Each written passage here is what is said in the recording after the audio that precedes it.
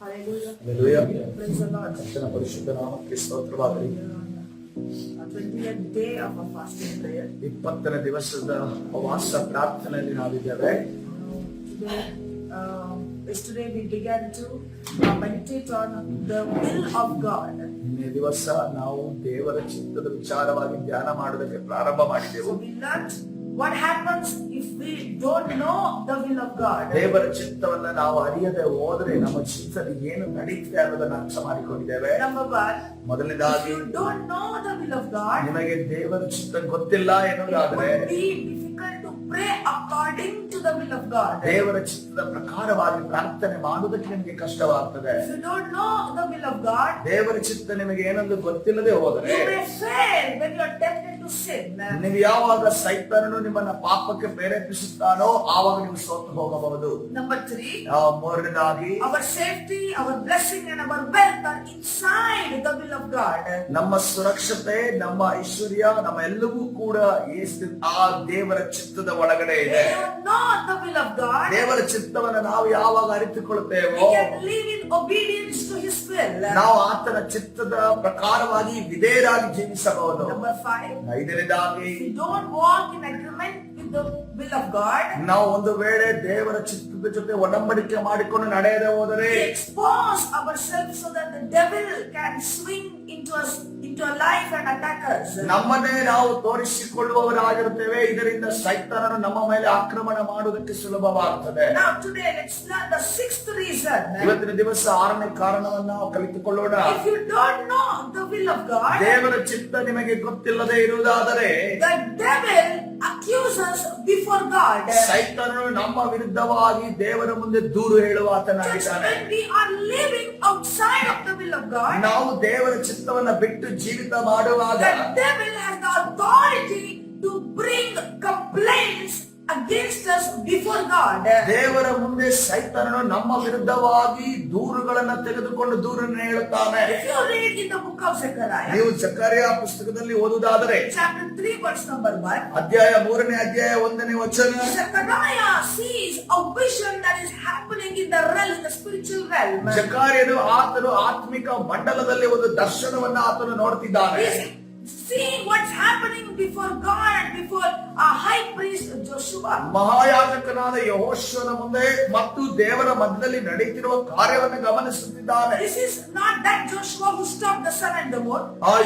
ಈ ಯೆಹೋಶುವ ಸೂರ್ಯ ಚಂದ್ರರನ್ನ ನಿಲ್ಲಿಸಿದಂತ ಯೆಹೋಶುವನಲ್ಲ. This is a different Joshua who was the high priest.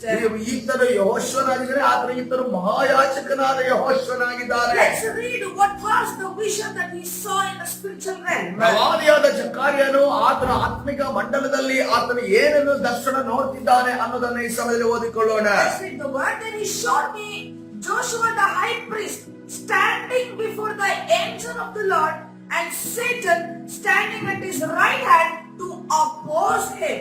ಜಕರ್ಯ 3ನೇ ಅಧ್ಯಾಯ 1ನೇ ವಚನ, ಅನಂತರ ಮಹಾಯಾಜಕನಾದ ಯೆಹೋಶುವನು ಯೆಹೋವನ ದೂತನ ಮುಂದೆ ನಿಂತಿರುವುದನ್ನು ಯೆಹೋವನು ನನಗೆ ತೋರಿಸಿದನು. ಸೈತಾನನು ಯೆಹೋಶುವನಿಗೆ ಪ್ರತಿಕಕ್ಷಿಯಾಗಿ ಅವನ ಬಲಗಡೆಯಲ್ಲಿ ನಿಂತಿದ್ದನು. The devil is a complainer. ಸೈತಾನನೊಬ್ಬ ದೂರುಗಾರನಾಗಿದ್ದಾನೆ. He is a liar. ಆತನೊಬ್ಬ ಸುಳ್ಳುಗಾರನಾಗಿದ್ದಾನೆ. He is a destroyer. ಆತನೊಬ್ಬ He ನಾಶಕನಾಗಿದ್ದಾನೆ. has certain power and authority. ಆತನಿಗೆ ಕೆಲವು ಅಧಿಕಾರಗಳು ಸಾಮರ್ಥ್ಯಗಳು At ಕೊಡಲ್ಪಟ್ಟಿದ್ದಾವೆ. the same time, he has another character. ಅದೇ ರೀತಿಯಲ್ಲಿ ಅದೇ ಒಂದು ಸಮಯದಲ್ಲಿ ಆತನಿಗೆ ಇನ್ನೊಂದು ವ್ಯಕ್ತಿತ್ವ ಇದೆ. He is a blasphemer and he is an accuser. ಆತನು ವಿರೋಧವಾಗಿ ಮಾತನಾಡುವಾತನು ಮತ್ತು ದೂರುಗಾರನಾಗಿದ್ದಾನೆ. He is an opposer.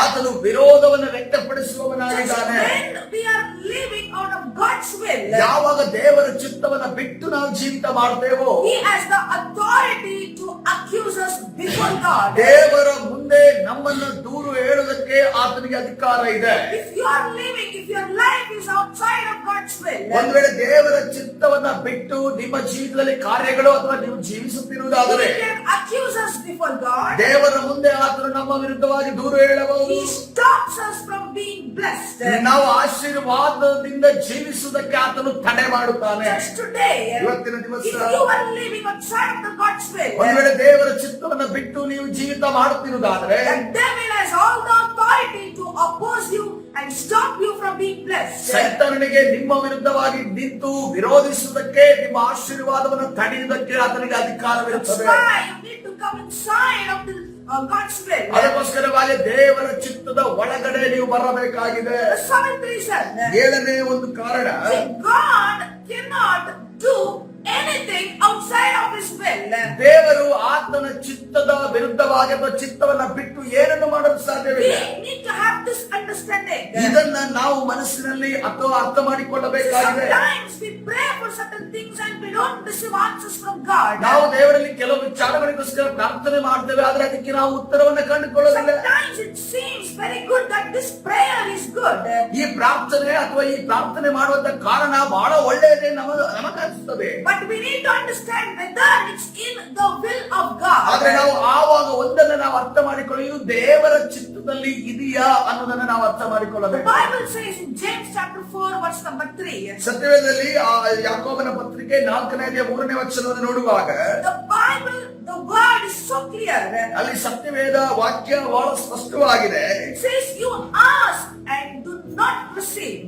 ನೀವು ಬೇಡಿದರು, ನೀವು ಬೇಡಿಕೊಳ್ಳುವುದರಿಂದ ನಿಮಗೆ ಬೇಡಿದ್ದನ್ನು ನಿಮ್ಮ ಭೋಗಗಳಿಗಾಗಿ ಉಪಯೋಗಿಸಬೇಕೆಂಬ ದುರಾಭಿಪ್ರಾಯ ಪಟ್ಟು ಬೇಡಿಕೊಳ್ಳುವುದರಿಂದ ನಿಮಗೆ ದೊರೆಯುವುದಿಲ್ಲ. See, you ask and do not receive because you ask amiss that you must spend it on your pleasures.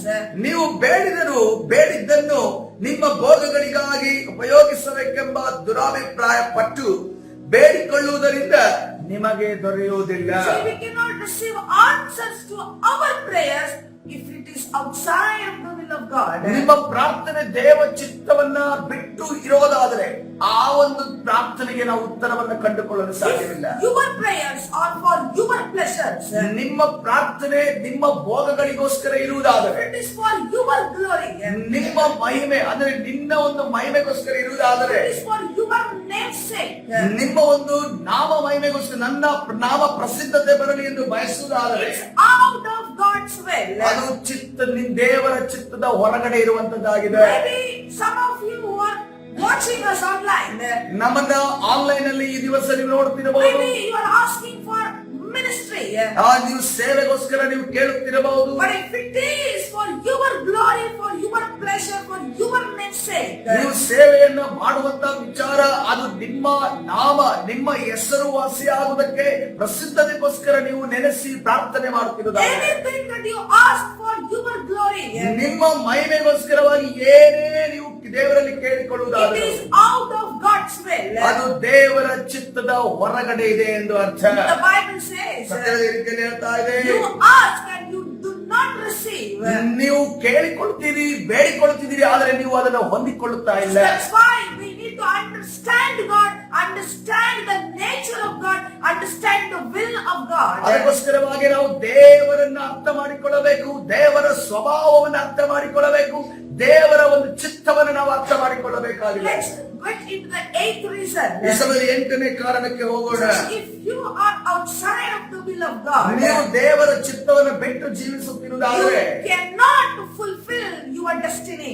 ನಿಮ್ಮ ಒಂದು ಗುರಿಯನ್ನ ನೀವು ಮುಟ್ಟುವುದಕ್ಕೆ ಸಾಧ್ಯವಿಲ್ಲ. No, you cannot fulfill, you cannot reach your destination. ನಿಮ್ಮ ಒಂದು ಗುರಿಯನ್ನ ಕೊನೆಯ ಗುರಿಯನ್ನ ನೀವು ತಲುಪಲು ಸಾಧ್ಯವಿಲ್ಲ. See what the Bible says in John chapter 15. ಯೋಹಾನನ ಸುವಾರ್ತೆ 15ನೇ ಅಧ್ಯಾಯದಲ್ಲಿ ಸತ್ಯವೇದ ವಾಕ್ಯ ಏನನ್ನು ಹೇಳ್ತಾ ಇದೆ? Chapter 15 verse number 4.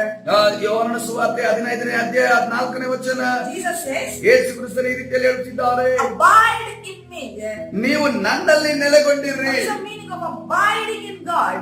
ದೇವರಲ್ಲಿ ನೆಲೆಗೊಳ್ಳುವುದು ಅದಕ್ಕೊಂದು ಅರ್ಥವಿದೆ. You know, coming into the will of God. ದೇವರ ಚಿತ್ತದ ಒಳಗಡೆ ಬರುವುದೆಂದ ಅರ್ಥ. Let's read the word, abide in me and I in you, as the branch cannot bear fruit of itself unless it abides in the vine, neither can you unless you abide in me. ನೀವು ನನ್ನಲ್ಲಿ ನೆಲೆಗೊಂಡಿರ್ರಿ, ನಾನು ನಿಮ್ಮಲ್ಲಿ ನೆಲೆಗೊಂಡಿರುವೆನು. ಕೊಂಬೆಯು ಬಳ್ಳಿಯಲ್ಲಿ ನೆಲೆಗೊಂಡಿರದಿದ್ದರೆ ಹೇಗೆ ತನ್ನಷ್ಟಕ್ಕೆ ತಾನೇ ಫಲ ಕೊಡಲಾರದು, ಹಾಗೆ ನೀವು ನನ್ನಲ್ಲಿ ನೆಲೆಗೊಂಡಿರದಿದ್ದರೆ ಫಲ ಕೊಡಲಾರಿರಿ. Hallelujah. Hallelujah. Whatever is your destiny, ನಿಮ್ಮ ಒಂದು ಗುರಿ ಏನೇ ಇರಬಹುದು, if you are outside of the will of God, ನೀವು ದೇವರ ಚಿತ್ತದಿಂದ ಹೊರಗಡೆ ಇರುವುದಾದ್ರೆ you cannot bear fruit. fruit. ನೀವು ಫಲವನ್ನ ಬಿಡಲು ಸಾಧ್ಯವಿಲ್ಲ. You cannot have your destiny in your life. ಅದರ ಅರ್ಥ ಏನಂದ್ರೆ ನಿಮ್ಮ ಜೀವಿತದಲ್ಲಿ ನೀವು ಗುರಿಯನ್ನು ಮುಟ್ಟಲು ಸಾಧ್ಯವಿಲ್ಲ. Now, how to know the will of God? ದೇವರ ಚಿತ್ತವನ್ನು ಹೇಗೆ ಅರಿತುಕೊಳ್ಳುವುದು? See, we learn that what will happen if we don't know the will of God. ದೇವರ ಚಿತ್ತ ನಮಗೆ ಗೊತ್ತಿಲ್ಲ ಎನ್ನುವುದಾದ್ರೆ ಏನು ನಡೆಯುತ್ತೆ ಅನ್ನೋದನ್ನ ಕಲಿತುಕೊಂಡ್ವಿ. Now let us learn how to know the will of God. ದೇವರ ಚಿತ್ತವನ್ನ ನಾವು ಹೇಗೆ ಕಲಿತುಕೊಳ್ಳುವುದು ಅಥವಾ ಅರ್ಥ ಮಾಡಿಕೊಳ್ಳುವುದು, ಅದು ತಿಳಿದುಕೊಳ್ಳುವುದು. Number one, ಮೊದಲನೇದಾಗಿ walk with God. ದೇವರ ಜೊತೆ ನಾವು ನಡೆಯಬೇಕಾಗಿದೆ. You must cultivate the relationship with God. ದೇವರ ಜೊತೆ ಸಂಬಂಧವನ್ನು ಬೆಳೆಸಿಕೊಳ್ಳುವುದಕ್ಕೆ ನೀವು ಕಲಿಯಬೇಕಾಗಿದೆ. I know most of you are very busy in your work. ನನಗೆ ಅನೇಕ ಗೊತ್ತಿದೆ, ನೀವು ನಿಮ್ಮ ಕೆಲಸ ಕಾರ್ಯಗಳಲ್ಲಿ ತುಂಬಾ ಬೇಗ ಮಾಡ್ತೀರಿ, ಬಿಸಿ ಆಗಿದ್ದೀರಿ. Still you must make some time to spend time with God. ಆದ್ರೆ ಆದರೂ ಕೂಡ ದೇವರ ಜೊತೆ ಸಮಯವನ್ನು ಕಳೆಯುವುದಕ್ಕೆ ಒಂದು ಸಮಯವನ್ನು ಮೀಸಲಿಡ್ರಿ. No, you must seek to know God. ನೀವು ದೇವರನ್ನು ತಿಳಿದುಕೊಳ್ಳುವುದಕ್ಕೆ ನೀವು ಪ್ರಯತ್ನ ಪಡಬೇಕು, ಸಮಯವನ್ನು ಮೀಸಲಿಡಬೇಕು. No, you must spend your time in His Word. ಆತನ ವಾಕ್ಯದಲ್ಲಿ ನೀವು ಸ್ವಲ್ಪ ಸಮಯವನ್ನು ಮೀಸಲಿಡಬೇಕು. You need to take some time in prayer. ನೀವು ಪ್ರಾರ್ಥನೆಯಲ್ಲಿ ಸ್ವಲ್ಪ ಸಮಯವನ್ನ ಕಳೆಯುವುದಕ್ಕೆ ನೀವು ಪ್ರಯತ್ನ ಪಡಬೇಕು. You must get involved in our church ನಮ್ಮ ಸಭೆಯಲ್ಲಿ ನೀವು ಭಾಗಿಯಾಗಬೇಕು. and get under our leadership. ನಮ್ಮ ಒಂದು ನಾಯಕತ್ವದ ಕೆಳಗಡೆ ಭಾಗಿಯಾಗಬೇಕು. Then slowly God begins to reveal His plan, His will unto you. ತದನಂತರ ಕ್ರಮೇಣವಾಗಿ ಆತನು ತನ್ನ ಒಂದು ಯೋಜನೆಯನ್ನ, ತನ್ನ ಆಲೋಚನೆಯನ್ನು ನಿಮಗೆ If you ಪ್ರಕಟಪಡಿಸುತ್ತಾನೆ. read in Proverbs chapter 3, ನೀವು ಜ್ಞಾನೋಕ್ತಿ 3ನೇ ಅಧ್ಯಾಯವನ್ನು ಓದುವುದಾದರೆ verse number 5 and 6. 5 ಮತ್ತು 6ನೇ ವಚನವನ್ನು ಓದುವಾಗ, Trust in the Lord with all your heart and lean not on your own understanding. In all your ways acknowledge Him and He shall direct your paths. ಸ್ವಬುದ್ಧಿಯನ್ನೇ ಆಧಾರ ಮಾಡಿಕೊಳ್ಳದೆ ಪೂರ್ಣ ಮನಸ್ಸಿನಿಂದ ಯೆಹೋವನಲ್ಲಿ ಭರವಸವಿಡು. ನಿನ್ನ ಎಲ್ಲಾ ನಡವಳಿಕೆಯಲ್ಲಿ ಆತನ ಚಿತ್ತಕ್ಕೆ ವಿಧೇಯನಾಗಿರು. ಆತನೇ ನಿನ್ನ ಮಾರ್ಗಗಳನ್ನು ಸರಾಗ ಮಾಡುವನು. Hallelujah. So the Bible says He makes way for you. ಸತ್ಯವೇದ ಹೇಳ್ತದೆ, ಆತನು ನಮಗೆ ಮಾರ್ಗಗಳನ್ನು ಉಂಟು ಮಾಡುತ್ತಾನೆ. Live according to His will. ಆತನ ಚಿತ್ತದ ಪ್ರಕಾರವಾಗಿ ವಿಧೇಯರಾಗಿ ನಾವು ಜೀವಿಸಬೇಕಾಗಿದೆ. Walk with God. ದೇವರ ಜೊತೆ ನಾವು And ನಡೆಯಬೇಕಾಗಿದೆ. He reveals His paths. ಆತನು ತನ್ನ ಮಾರ್ಗಗಳನ್ನ ನಮಗೆ ಆಗ ಪ್ರಕಟಪಡಿಸುವ. Number two, how to know God's will? ಎರಡನೇದಾಗಿ ದೇವರ ಚಿತ್ತವನ್ನು ನಾವು ಕಲಿತುಕೊಳ್ಳುವುದು ಹೇಗೆ? Obey what you already know it's to be God's will. ದೇವರ ಚಿತ್ತ ಎಂದು ನಮಗೆ ಯಾವುದು ಎಂದು ಗೊತ್ತಿದೆಯೋ ಅದನ್ನ ನಾವು ವಿಧೇಯರಾಗುವುದಕ್ಕೆ ಕಲಿಯಬೇಕು. Hallelujah. Hallelujah. Most of us, ಅನೇಕ ಜನ to most of us, ಅನೇಕ ಜನ ಅನೇಕ ಜನರಿಗೆ, we know the will of God, ನಮಗೆ ದೇವರ ಚಿತ್ತ ಏನೆಂದು ಗೊತ್ತಿದೆ, but it is difficult to obey His will. ಆತನ ಚಿತ್ತವನ್ನ ನಮಗೆ ಒಳಗಾಗಿ ಅದಕ್ಕೆ ವಿಧೇಯರಾಗುವುದಕ್ಕೆ ನಮಗೆ See, we ಕಷ್ಟವಾಗ್ತದೆ. know blaspheming is sin, ಜಗಳವಾಡುವುದು ಅಥವಾ ಕೆಟ್ಟ ಭಾಷೆಯಲ್ಲಿ ಮಾತನಾಡುವುದು ತಪ್ಪು ಎಂದು ಗೊತ್ತಿದೆ. but still we continue to do it. ಆದರೂ ಕೂಡ ನಮ್ಮ ಬಾಯಲ್ಲಿ ಆ ಕೆಟ್ಟ ಮಾತುಗಳನ್ನು ನಾವು ಮಾತಾಡುತ್ತೇವೆ. Let me give you an example. ಉದಾಹರಣೆ ನಿಮಗೆ See, ಕೊಡುತ್ತೇನೆ. the Bible says, ಸತ್ಯವೇದ ಈ ರೀತಿಯಲ್ಲಿ ಹೇಳ್ತಾ see, ಇದೆ, we must abstain ourselves from sexual immorality. ಈ ಒಂದು ಆಧಾರದಿಂದ ನಾವು ದೂರವಾಗಿರಬೇಕೆಂದು ಸತ್ಯವೇದ ನಮಗೆ ಹೇಳುತ್ತದೆ. Where do you read this? ಎಲ್ಲಿ ಓದ್ತೀರಿ? 1 Thessalonians chapter 4 verse number 3. ಮೊದಲನೇ ತೆಸಲೋನಿಕ ಬರೆದ ಪತ್ರಿಕೆ 4ನೇ ಅಧ್ಯಾಯ 3ನೇ ವಚನ. See what the Bible says. ಸತ್ಯವೇದ ಏನನ್ನು ಹೇಳ್ತಾ ಇದೆ? For this is the will of God, your sanctification, that you should abstain from sexual immorality. ದೇವರ ಚಿತ್ತವೇನೆಂದರೆ ನೀವು ಶುದ್ಧರಾಗಿ ಇರಬೇಕೆಂಬುದೇ, ಆದ್ದರಿಂದ ಆದರಕ್ಕೆ ದೂರವಾಗಿರಬೇಕು. See, you know this is the will of God. ಇದು ದೇವರ ಚಿತ್ತ ಎಂದು ನಿಮಗೆ ಗೊತ್ತಿದೆ. But most of you are struggling in this ಆದರೆ area. ಅನೇಕ ಜನರು ಈ ಒಂದು ಸ್ಥಳದಲ್ಲೇ ನಾವು ತಪ್ಪಿ ಬೀಳುತ್ತೇವೆ, ಎಡವಿ ಬಿದ್ದಿದ್ದೇವೆ. You cannot, sometimes you fail in such kind of sin. ಇಂಥ ಒಂದು ಪಾಪದಲ್ಲಿ ಕೆಲವು ಬಾರಿ ನಾವು ಎಡವಿ ಬೀಳುವವರಾಗಿದ್ದೇವೆ. You know what's God's will, ದೇವರ ಚಿತ್ತ ಏನೆಂದು ನಮಗೆ ಗೊತ್ತಿದೆ, but you are not able to obey His word. ಆತನ ಮಾತನ್ನ ಇಲ್ಲಿ ವಿಧೇಯರಾಗುವುದಕ್ಕೆ ನಾವು ತಪ್ಪಿ ಹೋಗುತ್ತೇವೆ. You know His will, ಆತನ ಚಿತ್ತ ನಿಮಗೆ ಗೊತ್ತಿದೆ, you know His word, ಆತನ ವಾಕ್ಯ ನಿಮಗೆ ಗೊತ್ತಿದೆ, but struggling to obey it. ಅದನ್ನ ನೀವು ವಿಧೇಯರಾಗುವುದಕ್ಕೆ Just ಕಷ್ಟಪಡುತ್ತಿದ್ದೀರಿ. knowing His will is one step, ದೇವರ ಚಿತ್ತವನ್ನು ಅರಿತುಕೊಳ್ಳುವುದು ಅದು ಒಂದು ಹೆಜ್ಜೆ, but to obey His will that is what makes you complete. ಆ ಚಿತ್ತವು ನಮ್ಮನ್ನ ನಾವು ಕೇಳಿಕೊಂಡು ಅದೇ ರೀತಿಯಲ್ಲಿ ನಡೆಯುವುದು ಅದು ನಮ್ಮನ್ನ ಪರಿಪೂರ್ಣಗೊಳಿಸುವಂತದ್ದಾಗಿದೆ. So church, how do you know the will of God? ದೇವರ ಚಿತ್ತವನ್ನು ನೀವು ಹೇಗೆ ಅರಿತುಕೊಳ್ಳುತ್ತೀರಿ? Number one, walk with God. ಮೊದಲನೇದಾಗಿ ನೋಡುವಾಗ ದೇವರ ಜೊತೆ ನೀವು ನಡೆಯುವವರಾಗಿರಬೇಕು. Number two, ಎರಡನೇದಾಗಿ obey what you already know to be God's will. ನಿಮಗೆ ಆಗಲೇ ದೇವರ ಚಿತ್ತ ಏನೆಂದು ತಿಳಿದಿದೆಯಲ್ಲ ಅದೇ ರೀತಿಯಲ್ಲಿ ಅದಕ್ಕೆ ತಕ್ಕ ಹಾಗೆ ವಿಧೇಯರಾಗಿ ನಡೆಯಿರಿ. Let's pray for this. ಇವತ್ತಿನ ದಿವಸ ಈ ವಿಚಾರಗಳಿಗೋಸ್ಕರ ನಾವು ಪ್ರಾರ್ಥನೆ Lord, ಮಾಡೋಣ. reveal your will to me. ಕರ್ತನೇ, ನಿನ್ನ ಚಿತ್ತವನ್ನ ನನಗೆ ಗೋಚರಪಡಿಸಲು ಕೇಳಿಕೊಳ್ಳೋಣ. Help me to obey your will. ನಿನ್ನ ಚಿತ್ತವನ್ನ ನಾನು ಕೈಗೊಂಡು ನಡೆಯುವುದಕ್ಕೆ ಸಹಾಯ ಮಾಡಿ ಕೇಳಿಕೊಳ್ಳೋಣ. So Lord, begin to pray. ಈ ಸಮಯದಲ್ಲಿ ಪ್ರಾರ್ಥನೆ ಮಾಡೋಣ. Join everyone in prayer. ಈ ಸಮಯದಲ್ಲಿ ನನ್ನ ಜೊತೆ ಪ್ರಾರ್ಥನೆಯಲ್ಲಿ ಎಲ್ಲರೂ ಸೇರಿ ಬನ್ನಿರಿ. Father, let your will be done in my life in Jesus' name. ತಂದೆಯೇ, ನಿನ್ನ ಚಿತ್ತವು ಯೇಸುವಿನ ಹೆಸರಿನಲ್ಲಿ ನನ್ನ ಜೀವಿತದಲ್ಲಿ ನೆರವೇರಲಿ. Anything that my heavenly Father has not planted in my life be destroyed by fire in Jesus' name. ನನ್ನ ಸ್ವರ್ಗೀಯ ತಂದೆಯು ನನ್ನ ಜೀವನದಲ್ಲಿ ನಡೆದ ಯಾವುದನ್ನಾದರೂ ಯೇಸುವಿನ ಹೆಸರಿನಲ್ಲಿ ಬೆಂಕಿಯಿಂದ ನಾಶಪಡಿಸುತ್ತೇವೆ. The will of God is for me to prosper. Therefore, I forbid the activities of failure, loss, and delay in my life in Jesus' name. ದೇವರ ಚಿತ್ತವು ನನಗೆ ಏರಿಕೆಯಾಗಿದೆ. ಆದ್ದರಿಂದ ಯೇಸುವಿನ ಹೆಸರಿನಲ್ಲಿ ನನ್ನ ಜೀವನದಲ್ಲಿ ವೈಫಲ್ಯ, ನಷ್ಟ ಮತ್ತು ವಿಳಂಬದ ಚಟುವಟಿಕೆಗಳನ್ನು ನಾನು ನಿಷೇಧಿಸುತ್ತೇನೆ. The will of God is for me to be in good health. Therefore, I destroy any deposit of sickness and disease in my body in Jesus' name. ನಾನು ಉತ್ತಮ ಆರೋಗ್ಯದಿಂದ ಇರಬೇಕೆಂಬುದು ದೇವರ ಚಿತ್ತವಾಗಿದೆ. ಆದ್ದರಿಂದ ನಾನು ಯೇಸುವಿನ ಹೆಸರಿನಲ್ಲಿ ನನ್ನ ದೇಹದ ಯಾವುದೇ ಕಾಯಿಲೆಯನ್ನು ನಾಶಪಡಿಸುತ್ತೇನೆ. The will of God is for me to be a lender and not a borrower. Therefore, I destroy demonic agenda to put me in debt in Jesus' name. ನಾನು ಸಾಲ ಕೊಡುವವನಾಗಿರಬೇಕೇ ಹೊರತು ಸಾಲಗಾರನಲ್ಲ ಎಂಬುದೇ ದೇವರ ಚಿತ್ತವಾಗಿದೆ. ಆದ್ದರಿಂದ ಯೇಸುವಿನ ಹೆಸರಿನಲ್ಲಿ ನನ್ನನ್ನು ಸಾಲದಲ್ಲಿ ಇರಿಸಲು ನಾನು ಸೈತಾನನ ಕಾರ್ಯಸೂಚಿಯನ್ನು ನಾಶಪಡಿಸುತ್ತೇನೆ. Scatter any enchantments, divination, curses, and evil targeted at me in Jesus' name. ಯೇಸುವಿನ ಹೆಸರಿನಲ್ಲಿ ನನ್ನನ್ನು ಗುರಿಯಾಗಿಸಿಕೊಂಡ ಯಾವುದೇ ಮಾಟಮಂತ್ರ, ಭವಿಷ್ಯಜ್ಞಾನ, ಶಾಪಗಳು ಮತ್ತು ಕೆಟ್ಟದ್ದನ್ನು ನಾನು ಚದುರಿಸುತ್ತೇನೆ. I decree let evil, death, shame, loss, pain, rejection, and delay be removed from my life in Jesus' name. ನಾನು ಆಜ್ಞಾಪಿಸುತ್ತೇನೆ, ದುಷ್ಟ, ಸಾವು, ಅವಮಾನ, ನಷ್ಟ, ನೋವು, ನಿರಾಕರಣೆ ಮತ್ತು ವಿಳಂಬವನ್ನು ಯೇಸುವಿನ ಹೆಸರಿನಲ್ಲಿ ನನ್ನ ಜೀವನದಿಂದ ತೆಗೆದುಹಾಕಲಿ.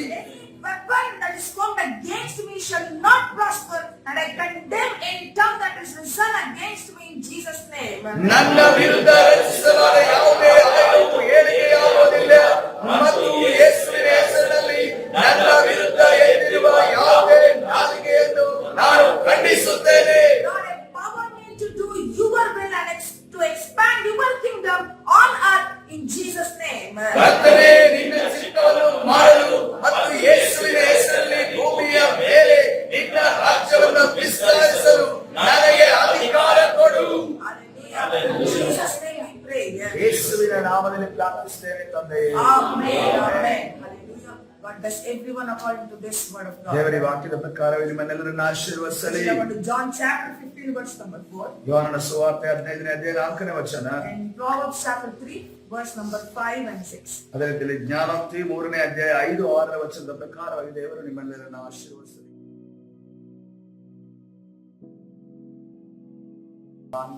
ಪ್ರಾರ್ಥನೆ ಮಾಡಿಕೊಳ್ಳೋಣ. ಪರಿಶುದ್ಧನಾದ ದೇವರ ನಿನ್ನ ನಾಮಕ್ಕೆ ಸ್ತೋತ್ರವಾಗಲಿ. ಕರ್ತನೆ, ಈ 20ನೇ ದಿವಸದ ಉಪವಾಸ ಪ್ರಾರ್ಥನೆಯ ಕರ್ತನೆ ಈ ಒಂದು ಮುಂಜಾನೆಯಲ್ಲಿ ನಾವು ಸೇರಿ ಬಂದಿರೋದಕ್ಕಾಗಿ ನಿನಗೆ ಸ್ತೋತ್ರ ಯೇಸಪ್ಪ.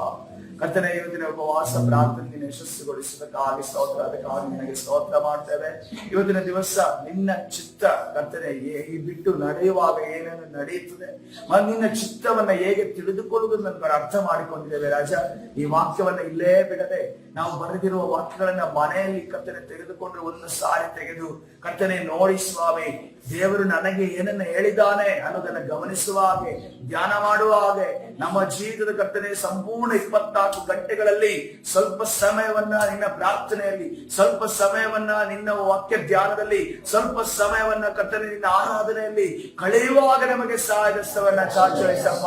ಕರ್ತನೆ ರಾಜ, ಈ ರೀತಿಯಲ್ಲಿ ನಿನ್ನ ಚಿತ್ತವನ್ನ ಅರಿಯುವುದಕ್ಕೆ ತಡೆ ಮಾಡುವಂತ, ನಾವು ಪ್ರಾರ್ಥನೆಯಲ್ಲಿ ಕೂರುವುದಕ್ಕೆ ತಡೆ ಮಾಡುವಂತ, ನಾವು ವಾಕ್ಯ ಧ್ಯಾನಕ್ಕೆ ಕೂರುವುದಕ್ಕೆ ತಡೆ ಮಾಡುವಂತ ಎಲ್ಲಾ ಸೈತಾನನ ಕಾರ್ಯಗಳನ್ನ, ಎಲ್ಲಾ ಕರ್ತನೆ ಕೆಲಸ ಕಾರ್ಯಗಳನ್ನ ತಂದಾಕಿ ನಮ್ಮನ್ನ ಕೆಲಸದ ವಿಚಾರವಾಗಿ, ಈ ಲೋಕದ ವಿಚಾರವಾಗಿ ನಮ್ಮ ಸಮಯವನ್ನ ವ್ಯರ್ಥ ಮಾಡುವಂತೆ, ವ್ಯಯ ಮಾಡುವಂತೆ ಮಾಡಿರುವಂತ ಎಲ್ಲಾ ಸೈತಾನನ ತಂತ್ರಗಳನ್ನ ನಜರೇತಿನ ಯೇಸುವಿನ ನಾಮದಲ್ಲಿ ಬಂಧಿಸಿ ಮುರಿದಾಟ ಬಿಡುಗಡೆಯನ್ನು ನಮಗೆ ದಯಪಾಲಿಸು ಕರ್ತನೆ. ಇವತ್ತಿನ ದಿವಸದ ಕರ್ತನೆ ರಾಜ ಉಪವಾಸ, ಕರ್ತನೆ ರಾಜ ಪ್ರಾರ್ಥನೆ ಇರುವಂತ ಕರ್ತನೆ 2 ದಿವಸಗಳಿದಾವೆ ಕರ್ತನೆ. ಇಲ್ಲಿ ಕೂಡ ನಮಗೆ ಆಶೀರ್ವಾದ ಹೊಂದೋದಕ್ಕೆ ನೀನು ಅವಕಾಶ ಕೊಟ್ಟಿದೀಯಾ ಕರ್ತನೆ. ನಮ್ಮಲ್ಲಿ ಒಂದು ಮಾರ್ಪಾಡು ನೀನು ಉಂಟು ಮಾಡೋದಕ್ಕಾಗಿ ಸ್ತೋತ್ರ.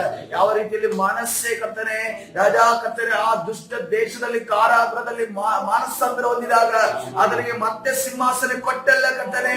ಆ ಕೃಪೆಯನ್ನು ನಾವು ನೋಡಿದ್ದೀವಲ್ಲ ಸ್ವಾಮಿ, ಅದೇ ಕೃಪೆ ಸ್ವಾಮಿ ಈ ಸಮಯದಲ್ಲಿ ನಮ್ಮ ಮೇಲೆ ಇಳಿದು ಬರುವುದಕ್ಕಾಗಿ ತಾನೇ ನಮ್ಮನ್ನು ನಡೆಸು, ಬಲಪಡಿಸು. ಕರ್ತನಾದ ಯೇಸು ಸ್ವಾಮಿ ಸರ್ವ ಪ್ರಾರ್ಥನೆ ಕೊಡ್ತೀನಿ ಜೀವವುಳ್ಳ ತಂದೆಯೇ.